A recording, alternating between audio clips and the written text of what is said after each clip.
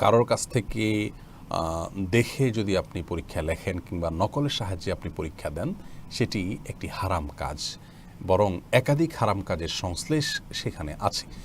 প্রথমত, আপনাকে পরীক্ষা দিতে দেয়া হয়েছে, কিছু প্রশ্ন আপনাকে দেয়া হয়েছে, সেগুলোর উত্তর দিতে বলা হয়েছে, আপনি জানেন কিনা সেটা পরখ করবার জন্য। আপনি যদি সেখানে নকল বা অন্য কারোটা দেখে লেখেন, তাহলে কেমন যেন আপনি সরাসরি মিথ্যার আশ্রয় নিলেন। অর্থাৎ আপনি যেটা জানেন না সেটাও আপনি জানেন এমনটি জাহির করছেন। আপনি নকল দেখে লিখছেন, এর মানে হলো আপনি আসলে জানেন না। পরীক্ষার খাতা জমা দেওয়ার মাধ্যমে আপনি দাবি করলেন যে আপনি এটা জানেন, তাহলে আপনি মিথ্যা দাবি করলেন। প্রথমত এটা মিথ্যা হয়ে থাকে। দ্বিতীয়ত এটি প্রতারণা।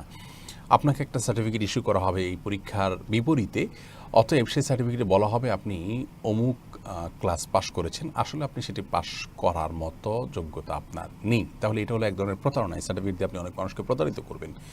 অনেকগুলো অন্যায় কাজ এখানে জড়িত এবং অনেক জঘন্য অপরাধ এটি। একজন মুসলমান কখনো প্রতারক হতে পারে না, আমানতের খেয়ানত করতে পারে না। নবী করিম সাল্লাল্লাহু আলাইহি সাল্লাম বলেছেন, মুনাফিকের বৈশিষ্ট্যের মধ্যে থেকে একটি হলো ওয়াইজা তুমিনা খান, তার কাছে যখন আমানত রাখা হবে সে আমানতের খেয়ানত করবে।